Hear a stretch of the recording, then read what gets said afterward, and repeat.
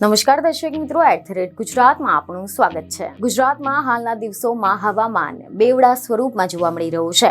રાજ્યમાં સવારે અને રાત્રિના સમયે હળવી ઠંડીનો અહેસાસ થઈ રહ્યો છે, જ્યારે બપોરના સમયે આકરા તડકાથી ગરમીમાં વધારો થઈ રહ્યો છે।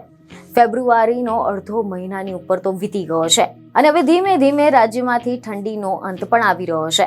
તાપમાનમાં વધારો થઈ રહ્યો છે, પરંતુ હવે દેશના વાતાવરણમાં વધુ એક વેસ્ટર્ન ડિસ્ટર્બન્સ ઊભું થયું છે અને આના કારણે હવે ઠંડી અને ગરમીની વચ્ચે વધુ એક ઋતુનો અનુભવ થવાનો છે, કારણ કે ગુજરાતમાં પણ અનેક જિલ્લાઓમાં વાદળો મંડાયા છે અને આના કારણે ગરમી અને ઠંડીની વચ્ચે કંઈક મોટું થશે તેવી આગાહી જાણીતા હવામાન નિષ્ણાંત અંબાલાલ પટેલે કરી છે।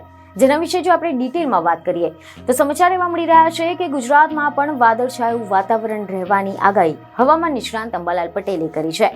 આની સાથે જ તેમને ખેડૂતો માટે ચિંતામાં વધારો થશે તેવી આગાહી કરી છે, કારણ કે મેદાની રાજ્યોમાં સવારે ઠંડી અને બપોરે ગરમીનો અનુભવ થઈ રહ્યો છે અને આના કારણે લોકો પરેશાન થઈ ગયા છે।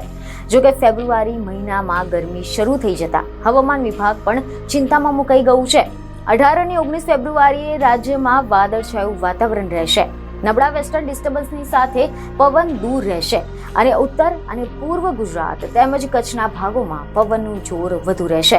તો બીજી તરફ અહેવાલ એવા મળી રહ્યા છે કે આગામી 7 દિવસ માટે વાતાવરણ આવું જ યથાવત રહેવાના અણસાર છે અને હવે ગરમીનો પારો ઉચકાશે। આગામી 2 દિવસ પછી તાપમાનમાં 2 થી 3 ડિગ્રીનો વધારો થઈ શકે છે। ગરમીના પ્રમાણમાં વધારો થવાની આગાહી હવામાન વિભાગે વ્યક્ત કરી છે।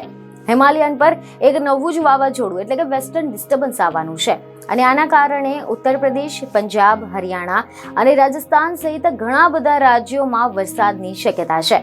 હિમાચલ પ્રદેશમાં હજુ તો લોકોને ઠંડીથી રાહત નહીં મળે। હવામાન વિભાગે અહીંયા કોલ્ડ વેવનું એલર્ટ જાહેર કર્યું છે, જ્યારે સિક્કિમ અને હિમાલયથી પશ્ચિમ બંગાળના લોકોને સવારના સમયે ગાઢ ધુમ્મસનો સામનો કરવો પડી શકે છે। 20 ફેબ્રુઆરી સુધીમાં અરુણાચલ પ્રદેશમાં છૂટાછવાયાથી મધ્યમ વરસાદ અને હિમવર્ષાની સંભાવના છે। આ ઉપરાંત રિપોર્ટ એવા મળી રહ્યા છે કે હવામાન વિભાગે આગામી 7 દિવસ દરમિયાન આસામ, મેઘાલય, નાગાલેન્ડ, મણિપુર, મિઝોરમ, ત્રિપુરા, પશ્ચિમ બંગાળ અને સિક્કિમમાં છૂટાછવાયાથી હળવો વરસાદની સંભાવના વ્યક્ત કરી છે।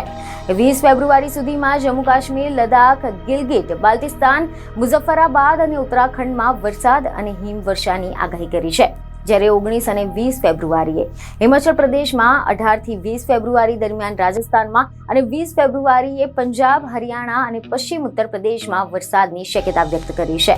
બીજને ખબર સાથે ફરી મળીશું। ધન્યવાદ।